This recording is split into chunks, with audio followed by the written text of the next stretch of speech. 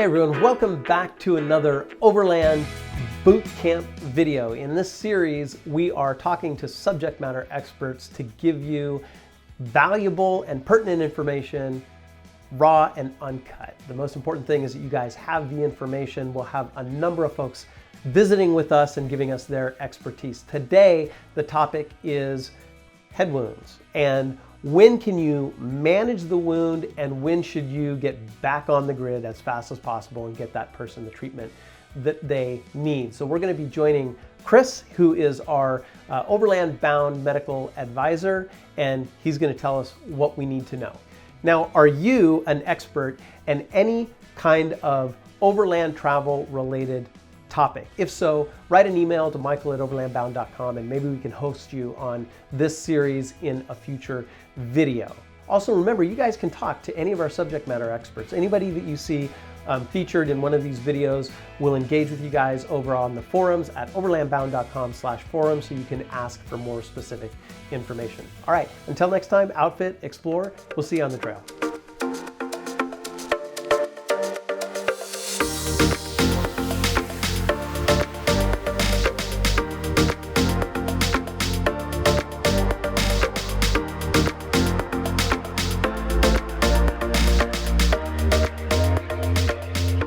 Hey everybody, this is Chris again, coming to you with another On Call with Chris session.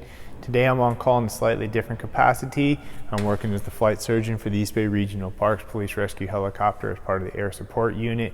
We service the entire East Bay Regional Parks and assist in police activities, fire suppression, and medical calls when we can. So today we're in between flights and I thought I'd have some time to just kind of talk to you about today's topic, which is going to be head injuries. It's something that I think people have a lot of misconceptions about, and I think that there's a lot of fear that with a head injury you're not going to do the right thing. So let's talk about what the realities are. With all head injuries, they have to be treated seriously, and for the most part you're going to know for the immediate ones what to do. That's going to be somebody who's unconscious, somebody who needs CPR, somebody who's got bleeding from that area, and that's really going to be call for help and get them somewhere.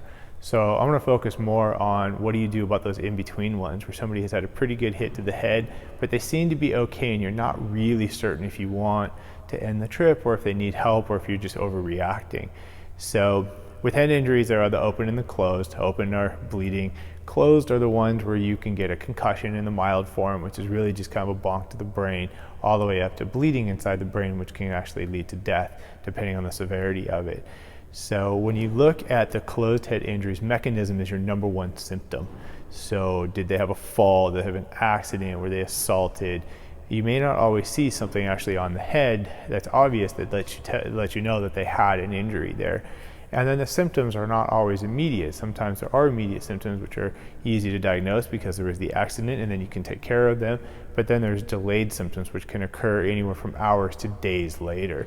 So head injury, there's mild, moderate, and severe, and then head injury in kids is a little bit different. I'm just going to tell you right now, if you have a child who bonks their head and is acting funny in any way, you need to just get them to help, especially if they start vomiting. Kids are a little bit different, and there's a little difference in how they react to things, but children just get to help sooner than later.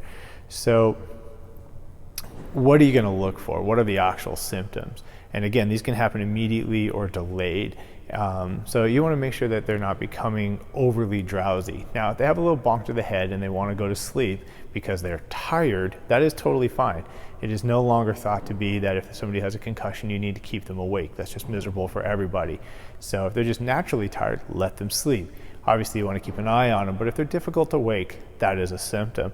If they are behaving abnormally, either erratic or aggressive, that also is a symptom of a head injury.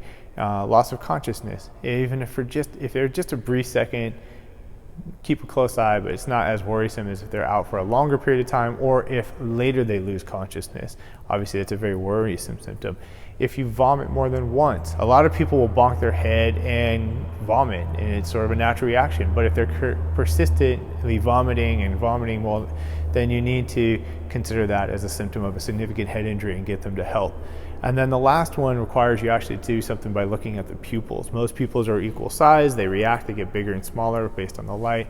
And with a head injury, you often will find that one pupil is bigger than the other and does not react the same way. That is a finding of a significant head injury.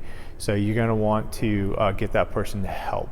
One of the classic findings is that people act a little abnormal for a brief period of time, and then they act normal and they're totally fine, and then they relapse and act abnormal again, and you really want to get those people to help. That is definitely a sign of an internal brain bleed.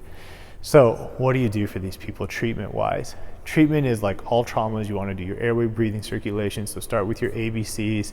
If they've had a fall or an assault and there's signs of neurologic trauma, you're going to want to stabilize their head. Take both hands along the side of the ears, hold the head still in line with the spine, and try not to move that person if possible.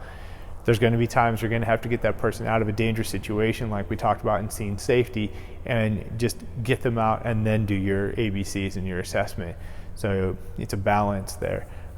If they do start to vomit and you're holding their head and you've maintained that C-spine, that inline traction there, you're going to want to roll them as they call the log roll. So you're going to have to roll the whole body as a unit. I'm twisting at the hips, but you want to roll, and that takes more than one person.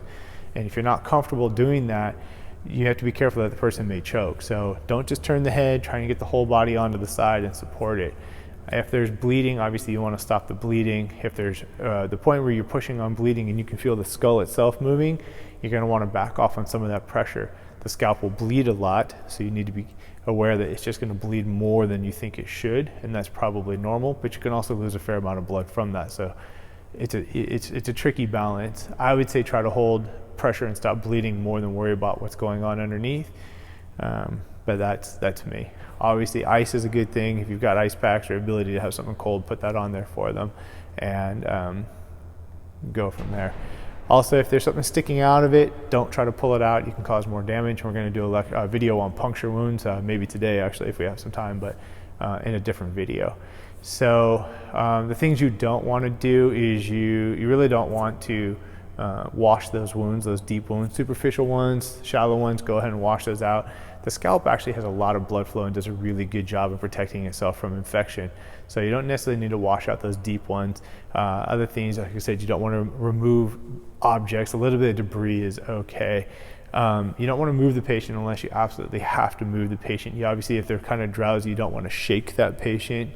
And if the patient's wearing a helmet, you really don't want to take that helmet off unless you've been trained in how to take off a helmet properly, or the airway becomes an issue. So if their airway is compromised or they're starting to vomit and you can't really get them on their side, you're going to want to take the helmet off, and you really just want to grab both sides of the helmet and pull it apart at the ears and try and lift it off. But again, be very careful, and if you're at all concerned, get some training in this. So there you go. That's head injuries in a nutshell. Be aware of them. Know that mechanism is the first symptom, and know that getting help is the best thing you can do.